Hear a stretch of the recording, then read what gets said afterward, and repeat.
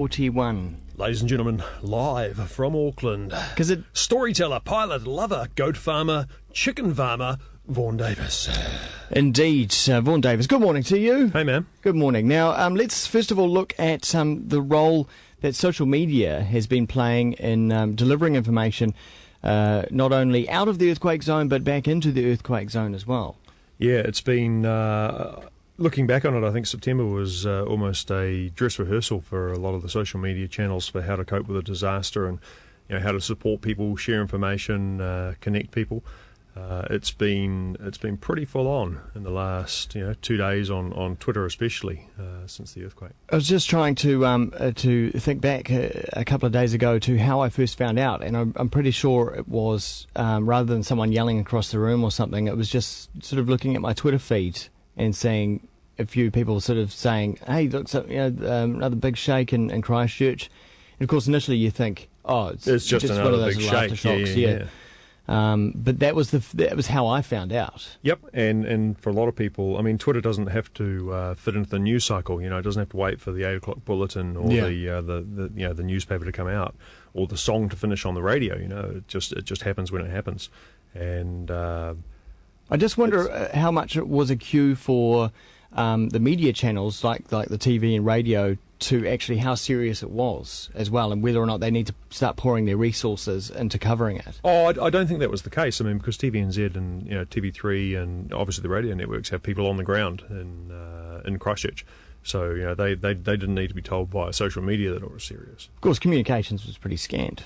Yeah, it was, and one of the things that social media has done is it's filled a gap, and it's filled a couple of gaps. Firstly, in the way that people can communicate with each other in Christchurch, and also I think it's filled a gap for people outside of Christchurch who they just want to talk and they just want to offer what support they can, and a lot of people have been working very hard to do that. I think going back to the Napier earthquake or sort of 20th century disasters, it would have been the ham radio operators, filling the gap and being the unofficial communications network. Yeah. And now we've seen a lot of people working really hard to do everything they can on Twitter just to pull information in from lots of disparate sources, some of them reliable, some not, and spread them out. Have you noticed since September how many more official organisations are using the social media channels as well?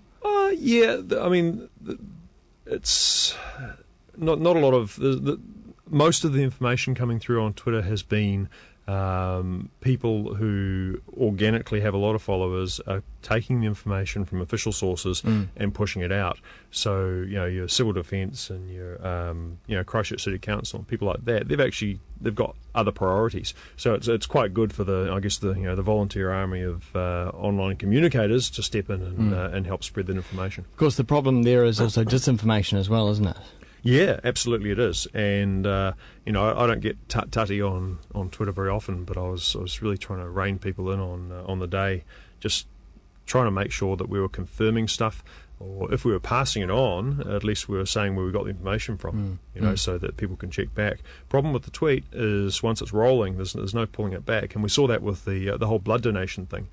Someone got it in their head that it was a great idea for everyone to rush down to the blood service and donate blood, whereas the poor blood service people were sort of desperately trying to say, don't come, we've got plenty, it's all under control. But the story took on a life of its own, and broadcast media was still pushing that story 2 or 3 hours after it had been denied and quashed. But once the genie's out of the bottle, there's no pulling that back. Another one was when the PG building collapsed. One of the media channels reported that as being the Copthorne Hotel, because they saw the word corporation on the mangled sign, and it looked a bit like Copthorne, and that was it, and it just rolled and rolled and rolled. Yeah, that is a risk, and that's one thing I've noticed as well, where I'll be watching TV and sort of one eye on the Twitter stream as well, and something will be said on the TV, then I see that appear on the Twitter stream because someone's been watching the TV, but they didn't get the full quote or the full story or the context of how that thing was said, and so it takes on a very different life. Yeah, so you need to sort of apply a little bit of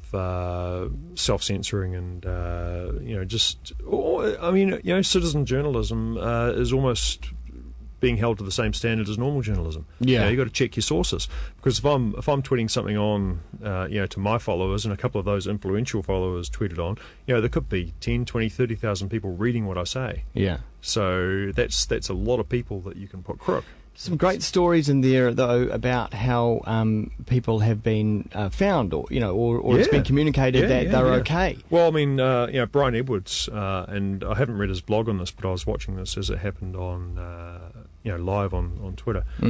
He's got, I think, a daughter in Sumner, and we've got family in Sumner as well. And that's, this is where cliffs were tumbling. This mighty great cliff tumbled down at the back of my nephew's school. It was insane. You would have seen that on the TV coverage. Yeah. But Brian couldn't get hold of his family, so he just SOS'd it to Twitter and to a couple of other places. So there's been people like Google and a couple of other websites have set up find people services. And through the magic and goodwill of social media, a complete stranger went round and knocked on his daughter's door. Found out she was okay. That's great, and reconnected them. Yeah. And there's a lot of that going on. There's a story on the Herald website this morning. A family wanted to track down their family members in Christchurch, and they rang. They weren't on social media, but they had a rally in San Francisco. They rang him up. He tweeted it. Bang, bang, bang. Connected. And that's amazing. And that's pretty powerful stuff. To bounce to the other side of the world and then back again. Yeah. One thing I noticed. So Twitter's one thing for that all over sort of public kind of gathering information and sharing.